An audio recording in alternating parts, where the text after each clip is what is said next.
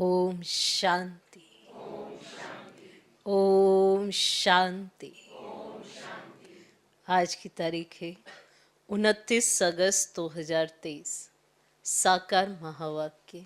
बाबा कहते, मीठे बच्चे, श्रीमत पर ज्ञान का चंदन घिसना व पवित्र बनना ही स्वराज्य लेना है। श्रीमत पर ज्ञान का चंदन घिसना व पवित्र बनना ही स्वराज्य लेना है। तुम पवित्रता की प्रतिज्ञा करो तो सूर्यवंशी घराने का तिलक मिलेगा। तुम पवित्रता की प्रतिज्ञा करो तो सूर्यवंशी घराने का तिलक मिलेगा।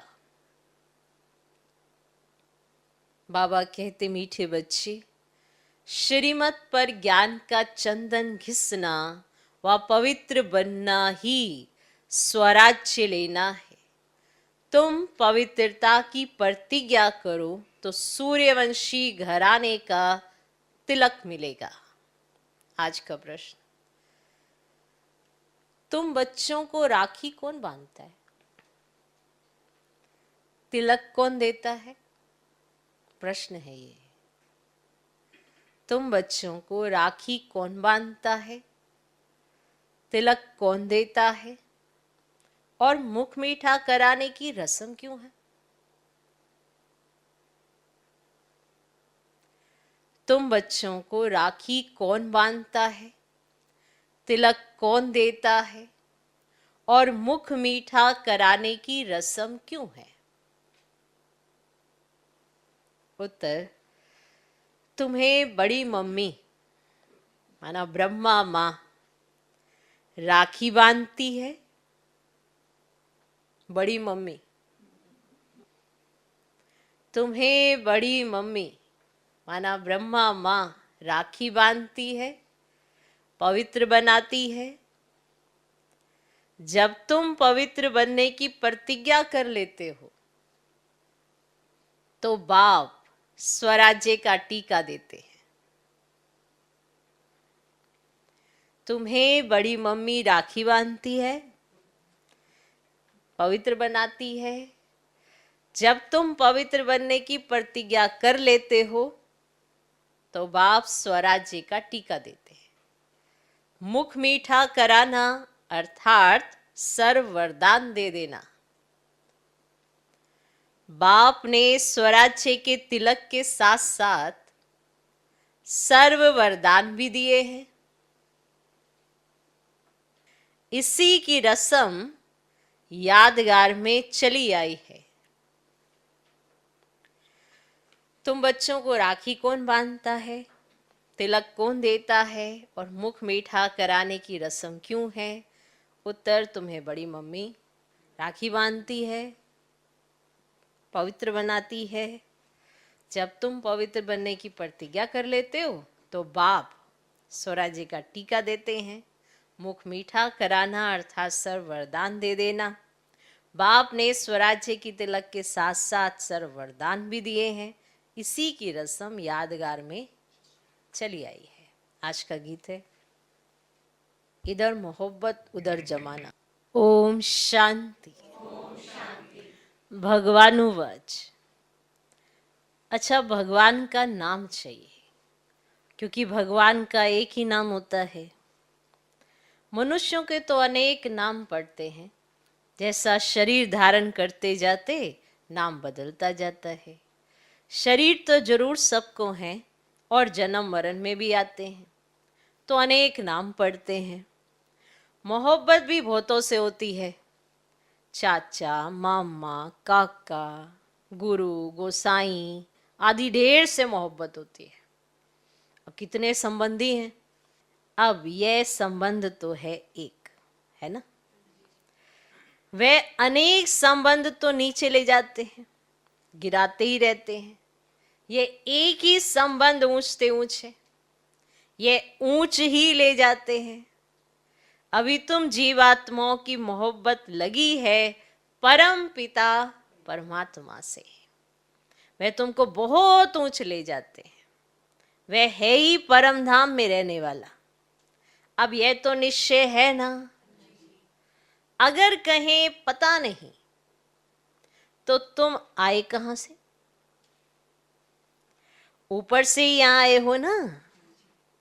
तुम भी असल में ऊंच से ऊंच परम धाम मूल वतन में रहने वाले हो। बीच में है सूक्ष्म वतन और यह है स्थूल वतन। बरोबर तुम वहां से आए हो। भिन्न भिन्न नाम रूप लेते हो। अब 84 जन्म पूरे किए, अब फिर वापस जाना है। अब तुम्हारी मोहब्बत बाप से है। जानते हो माता पिता के सम्मुख बैठे हैं। ये भी जानते हो पहले पहले हमको पवित्रता की राखी बांधते हैं। बाप कहते हैं, हे बच्चे, इस काम महाशत्रु को जीतो व माया रावण पर जीत पाओ। इसके लिए पुरुषार्थ करना है। अंधश्रद्धा की बात नहीं। जरूर बाप को ही याद करना पड़े। बाप कहते, मैं ब्रह्मा द्वारा तुमको राखी बांधता हूं। ब्रह्मा द्वारा तुमको राखी बांधता हूं। अब इसको कहा जाता है राखी बांधने का उत्सव, पवित्रता की प्रतिज्ञा करने का उत्सव। फिर क्या होगा? मैं स्वराज्य पाने का टीका दूंगा। ये बाप तुम्हारे सम्मुख बैठे हैं। तुम जानते हो पवित्रता के लिए ही तकलीफ सहन करते हैं। तुम्हारे मित्र संबंधी आदि सब दुश्मन बन पड़ते हैं। बाप तुम्हें डायरेक्ट कहते हैं, बच्चे पवित्र बनो। बेहद का बाप शिव बाबा आकर तुमको सच्चा स्वराज्य देते हैं। आत्माओं को राजाई मिलती है, अभी आत्माओं को गद्दाई है। राखी पर्व को राखी उत्सव नहीं कहेंगे। राखी पर्व को राखी उत्सव नहीं कहेंगे। बताओ क्यों? उत्सव में क्या करते हैं? उत्सव में तो बहुत शादमाना करते हैं। माना बहुत ठाट बाट से उत्सव मनाए जाते हैं। समझ में आया? इस पवित्रता की राखी बांधने में कोई खर्चे आदि की बात नहीं।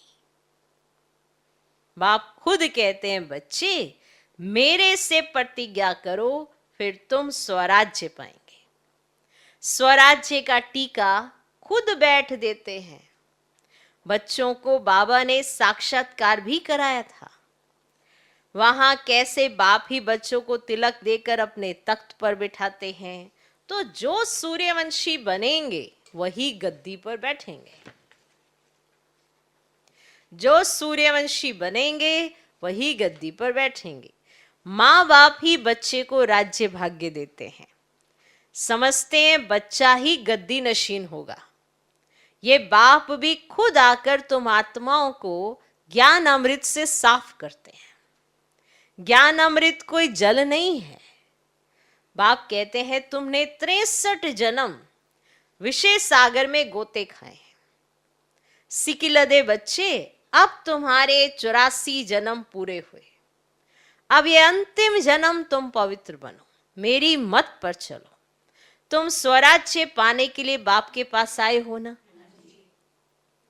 राजा के पास बच्चा आता है, समझता है मैं राजा ही पाऊंगा, परंतु उसको कोई स्वराज्य नहीं कहा जाता। स्व माना आत्मा, तो आत्मा को राज्य मिलता है, परंतु ज्ञान नहीं है कि हम आत्मा ने प्रिंस का शरीर धारण किया है महाराजा महारानी बनने के लिए। टीके का भी उत्सव गाया जाता है। बच्चे ज्ञान चंदन घिसे, पवित्र बने, श्रीमत पर चलें तो बाप टीका लगाएंगे, है ना। राजगद्दी पर बिठाने का भी तो उत्सव मनाया जाता है ना। बाप खुद तो राज्य नहीं लेते हैं, खुद गद्दी पर नहीं बैठते हैं। ऐसा बाप कभी देखा? ऐसा बाप कभी देखा जो बच्चों को गद्दी पर बिठाते हैं, खुद नहीं बैठते हैं। ये ब्रह्मा भी पुरुषार्थी है, शिव बाबा है पुरुषार्थ कराने वाला, ये अपनी बड़ाई कुछ भी नहीं करते। शिव बाबा आकर इनको भी हीरे जैसा बनाते हैं। तो मुख्य बात है पवित्र रहना। भल घर में इकट्ठे रहते हो लेकिन पवित्र रहो। बाप ने ये रुद्र ज्ञान यज्ञ रचा है। यज्ञ हमेशा ब्राह्मणों द्वारा रचा जाता है। श्री कृष्ण कहे कि मैं यज्ञ रचता हूं, ये हो ही नहीं सकता। तुम हो ब्राह्मण, ब्रह्मा के मुख वंशावली, तुम श्रीमत पर चल रहे हो। ब्रह्मा को श्री नहीं कह सकते। यहां तो आत्मा और शरीर दोनों पतित है, तुम श्री बन रहे हो। क्या कर रहे हो? अभी तुमको श्री नहीं कहेंगे, अभी तुम श्रेष्ठ बन रहे हो। ऊंचे ते ऊंच बाप ही आकर तुमको श्रेष्ठ बनाते हैं। लक्ष्मी नारायण जैसा ऐसा श्रेष्ठ 16 कला संपूर्ण तुमको बनना है। बाप पूछते हैं तुमको लक्ष्मी नारायण बनने का नशा है या राम सीता का नशा है? कहेंगे लक्ष्मी नारायण का नशा है, हम तो सूर्यवंशी बनेंगे। 2 कला कम हम चंद्रवंशी क्यों बने? हम तो नारायण को अथवा लक्ष्मी को बनेंगे। तुम्हारे मम्मा और बाबा भी सूर्यवंशी बनेंगे। जगत अम्बा और जगत पिता दोनों सूर्यवंशी बनते हैं।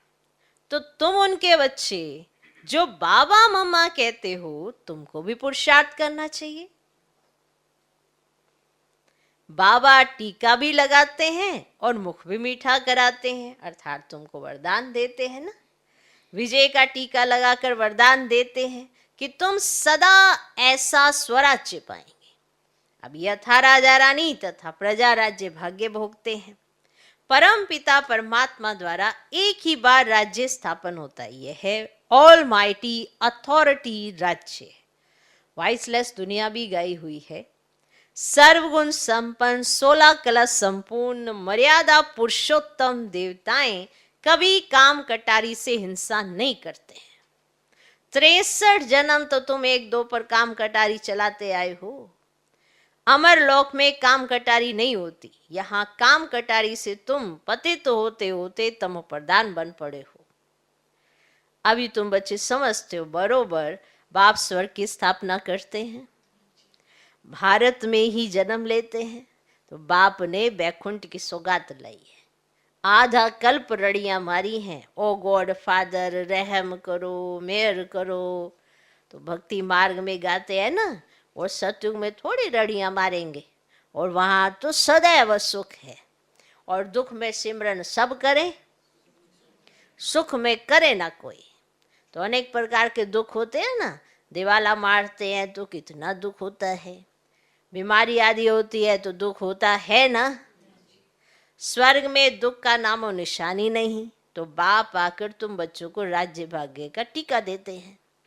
तो यह है दुख धाम और वह है सुख धाम। और शांति धाम में तो आत्मा कुछ बोलती ही नहीं है, और यहाँ फिर टोकी बनती है, और तुम्हारा स्वधर्म ही है शांति। तो अभी तुमको सुख शांति का स्वराज्य मिलता है।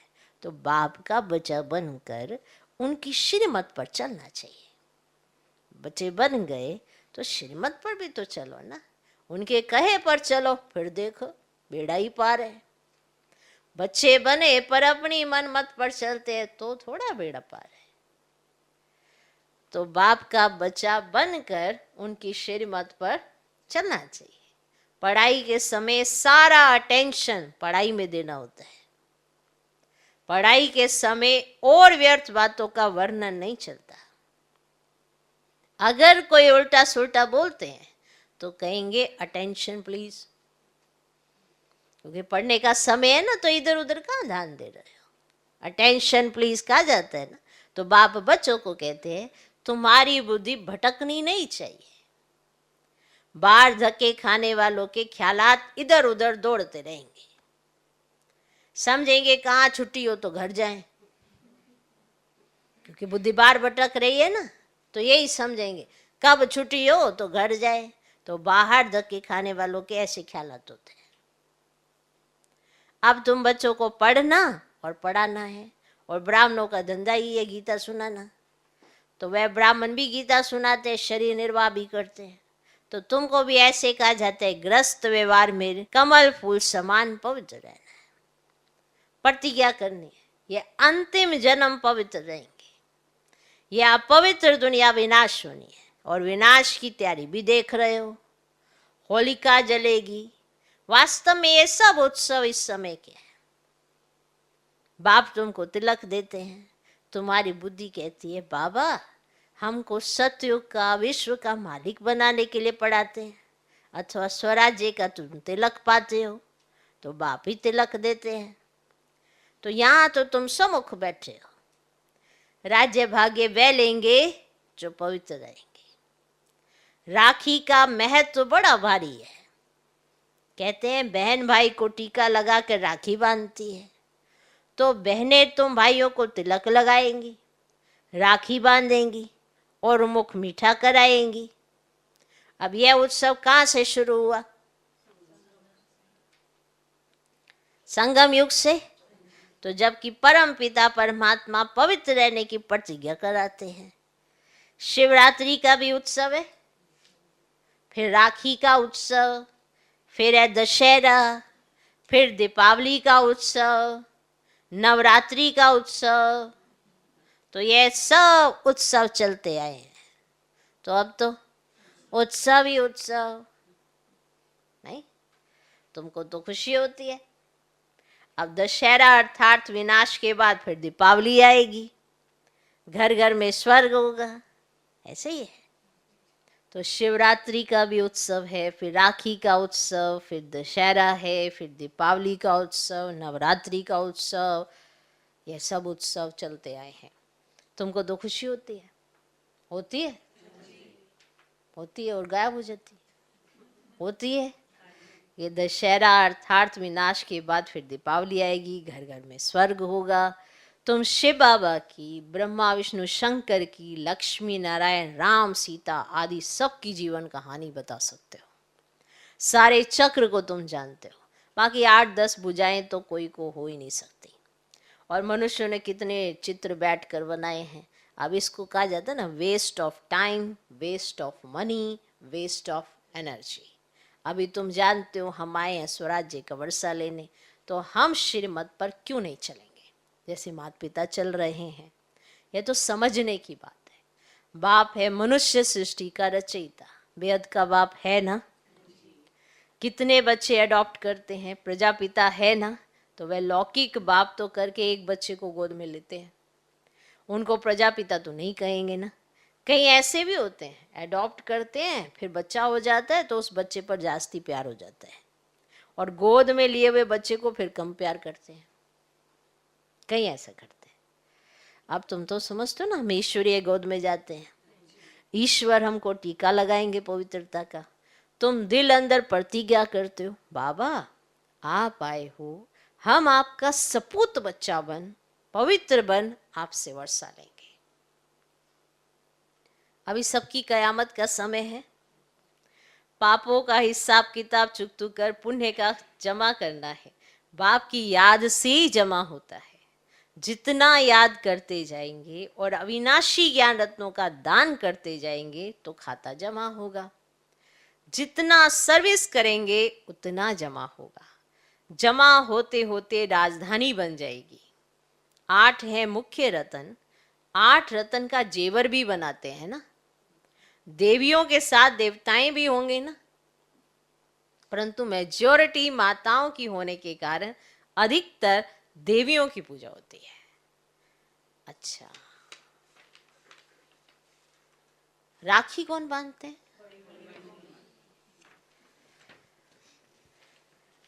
शिव बाबा खुद तुम्हारे सम्मुख बैठे हैं, तो शिव बाबा राखी भी बांधेंगे, तिलक भी देंगे, मुख भी मीठा कराएंगे।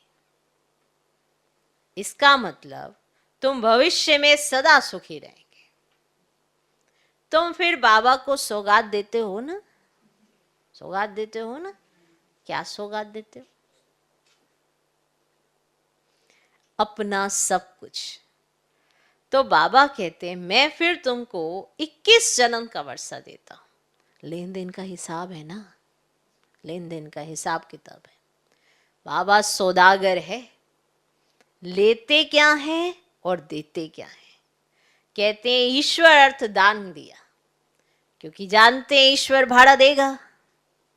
बाप कहते हैं भक्ति मार्ग में भी मैं तुमको भाड़ा देता हूं। सोचो, जो भक्ति मार्ग में भी आपके दान का भाड़ा देता हो, वो जब आप डायरेक्ट करते हैं तो कितना देता है। अभी फिर डायरेक्ट आया हूं, तुमको कितना अविनाशी रत्नों का दान देता हूं, तुम भी फिर औरों को दान करते हो। तुम तो सब भाई भाई हो, तुमको फिर ये बड़ी मम्मी राखी बांधती है, ठीक है, क्योंकि तुम तो सिर्फ भाई भाई हो, ठीक है। यहाँ पे तो बहनें भाई को भी नहीं बांध सकती, भाई बहनों को भी नहीं। क्यों? क्योंकि सब तो आत्मा भाई भाई हैं। तो फिर कौन राखी बांधेगा? बड़ी मम्मी, बड़ी मम्मी राखी बांधती और बाप तिलक लगाते हैं। ये माता पिता दोनों इकट्ठे हैं। माँ राखी बांधे, बाप तिलक दे, तो तुम राजा रानी बन जाएंगे। सोचो, माँ राखी, बाप तिलक। माँ राखी बांधेगी ना, माँ कौन? ब्रह्मा बाबा, बड़ी मम्मी, कंबाइंड है ना। ये बाप दादा की बात हो रही है। माँ राखी बांधे, बाप तिलक दे, क्योंकि बाप तो स्वराज्य का तिलक देता है ना। और माँ राखी बांधे कि तुम्हें प्रतिज्ञा पूरी करनी है, तुम्हें पवित्र बनना है। माँ सिखाती रहती है ना, ये तुम्हें करना है, ये तुम्हें करना है। माँ राखी बांधे, बाप तिलक दे, तो तुम राजा रानी बन जाएंगे। तुम्हारी मोहब्बत परमात्मा से है, जो भारतवासियों को तिलक देने आया है। भारत को स्वर्ग किसने बनाया? बाप आया है ना। श्री कृष्ण तो है रचना नंबर 1, और शिव बाबा है रचयिता नंबर 1।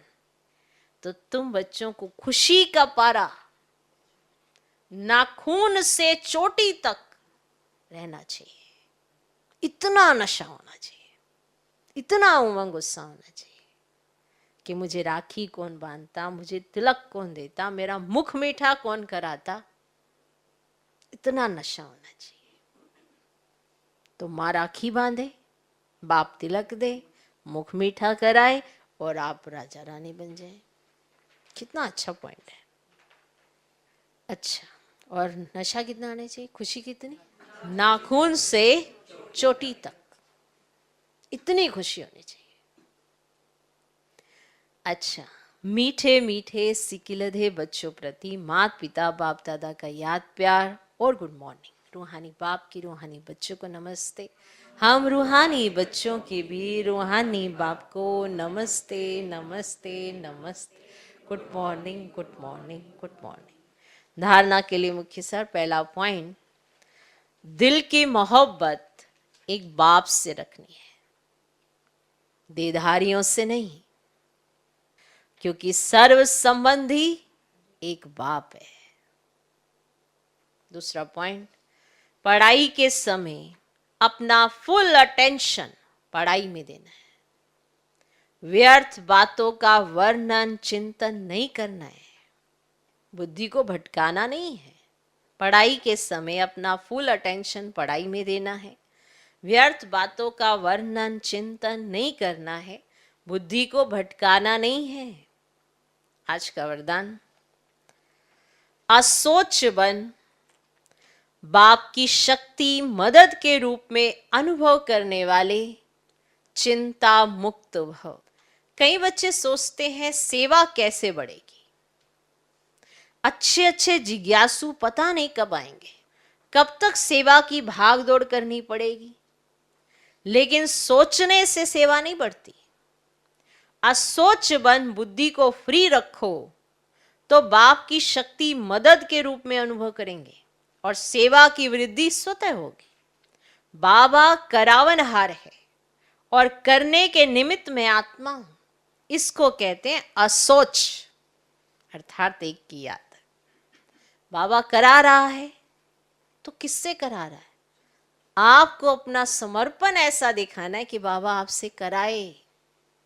सबसे तो नहीं करा पाता ना।